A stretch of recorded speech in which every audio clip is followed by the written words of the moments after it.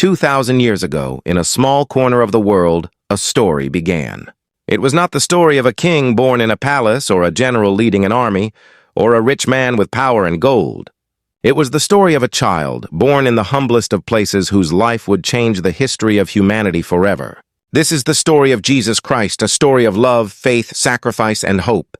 A story told in simple English, so that anyone, anywhere in the world can listen, understand, and be touched by its meaning. The story begins in the land of Israel, more than 2,000 years ago. At that time, Israel was under the control of the great Roman Empire. People lived in fear and poverty.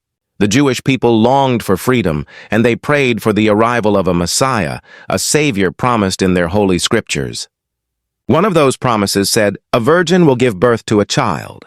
He will be called Emmanuel, which means God is with us." In the town of Nazareth lived a young woman named Mary. She was about 16 years old, poor but pure of heart, and engaged to a carpenter named Joseph. Their life was simple. No one expected greatness from them. But God had a plan. One evening, as Mary was alone, suddenly the room filled with light. An angel stood before her. His name was Gabriel. Mary was terrified. But Gabriel spoke gently, saying, "Do not be afraid, Mary. You have found favor with God. You will give birth to a son. You will call him Jesus. He will be great. He will be called the Son of the Most High. His kingdom will never end." Mary was confused. She said, "But I am not married." "How can this be?" The angel replied, "The Holy Spirit will come upon you. The child will be holy, the Son of God." Mary's heart pounded. Her life would change forever. Yet she whispered, "I am the Lord's servant. Let it happen as you say." Soon after, Mary visited her cousin Elizabeth, who was also miraculously pregnant in her old age. When Mary entered, Elizabeth's baby leapt in her womb, and Elizabeth cried, "Blessed are you among women, and blessed is the child you carry." Months later, Mary and Joseph had to travel to Bethlehem for a Roman census. The town was crowded.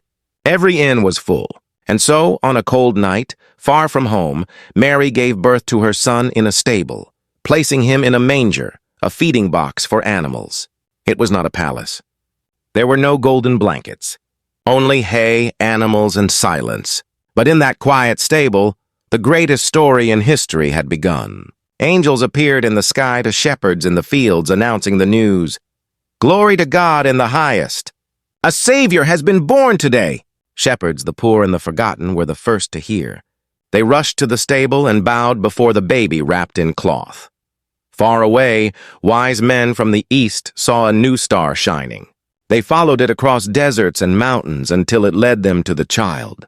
They brought gifts, gold, fit for a king, frankincense for worship, and myrrh for sacrifice. From the very beginning, Jesus was not just for one people, but for the whole world. Not much is told about Jesus' childhood, but we know he grew up in Nazareth, the son of Mary and Joseph. Joseph taught him carpentry, the work of shaping wood with strong hands. Jesus grew as an ordinary boy, but people noticed something different. The scriptures say he grew in wisdom and stature and in favor with God and man. At 12 years old, his parents took him to the great temple in Jerusalem. After the feast, Mary and Joseph started their journey home, thinking Jesus was with their relatives. But after a day of travel, they realized he was missing. Panic filled their hearts. They searched for 3 days. Finally, they found him in the temple, sitting among the teachers, listening and asking questions. Everyone was amazed at his understanding. When Mary scolded him, Jesus said, "Didn't you know I had to be in my Father's house?" Even as a child, he knew his life had a greater purpose. Years passed. Jesus became a man. He lived quietly until the age of 30. Then his time had come. By the river Jordan, a prophet named John the Baptist was preaching, "Repent! The kingdom of heaven is near." Crowds came to him to be baptized as a sign of turning from sin. One day, Jesus came to John and asked to be baptized. John was shocked. "I should be baptized by you?" But Jesus insisted. And so John lowered him into the water. When Jesus rose, the heavens opened. The Spirit of God descended like a dove, and a voice said, "This is my beloved Son, in whom I am well pleased." After this, Jesus began his ministry. He gathered 12 disciples, fishermen, tax collectors, ordinary men. He traveled from village to village, teaching about the kingdom of God. Jesus was called Rabbi, teacher, but he taught in a new way, not with heavy rules, but with stories called parables. He said, "Blessed are the poor in spirit, for theirs is the kingdom of heaven." He said, "Love your enemies. Do good to those who hate you." He said, "Do to others what you would want them to do to you." He said, "The greatest commandment is to love God, and the second is like it. Love your neighbor as yourself." People listened with wonder. His words were simple, but full of power. But Jesus did not only speak, he acted. His miracles showed compassion and authority. He turned water into wine at a wedding in Cana. He fed 5,000 people with only 5 loaves of bread and 2 fish. He walked on water. He healed the sick, gave sight to the blind, made the lame walk. He even called the dead back to life, saying, "Lazarus, come out!" Crowds followed him everywhere. They saw hope. They saw love. But not everyone was happy. The religious leaders felt threatened. They feared losing power, and they began to plot against him. The time came for the greatest test. Jesus entered Jerusalem on a donkey. Crowds waved palm branches, shouting, "Hosanna! Blessed is the one who comes in the name of the Lord." But only days later, the same city would cry, "Crucify him!" One of his disciples, Judas, betrayed him for 30 pieces of silver. Soldiers arrested Jesus at night. He was taken before leaders who mocked him, whipped him, and placed a crown of thorns on his head. Pontius Pilate, the Roman governor, found no guilt in him. But pressured by the crowd, he handed Jesus over to be crucified. Carrying his cross, weak and bleeding, Jesus climbed the hill of Golgotha. There, nails pierced his hands and feet. He was lifted up between 2 criminals. Above him was written, "Jesus of Nazareth, King of the Jews." Even in pain, he prayed, "Father, forgive them, for they do not know what they are doing." After hours of suffering, he cried out, "It is finished!" And he gave up his spirit. Darkness covered the land. The earth shook.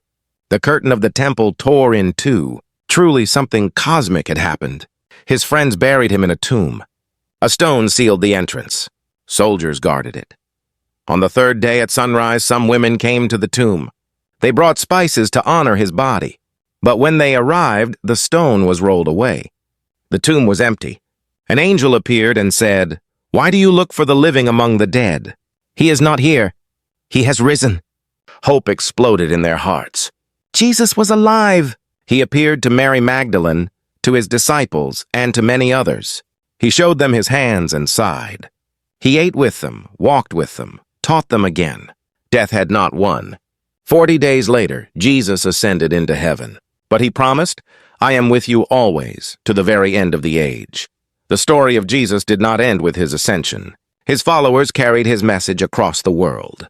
They spoke of his love, his sacrifice, his resurrection. For 2,000 years, his story has inspired kings and peasants, artists and scientists, the poor and the rich. Churches, schools, and hospitals have been built in his name. His teachings of love and forgiveness have changed nations. And still today, people find hope in his words. "Come to me, all who are weary, and I will give you rest. I am the way, the truth, and the life. For God so loved the world that he gave his only Son, that whoever believes in him shall not perish but have eternal life." The story of Jesus Christ is not only history, it is also a message for today. It tells us that greatness does not come from power or wealth, but from humility and love, that forgiveness is stronger than hatred, that even in death there can be life. It is a story that invites each of us to ask, what does love mean in my life? How can I bring light to others? And as long as people tell this story, the hope of Jesus will continue to shine.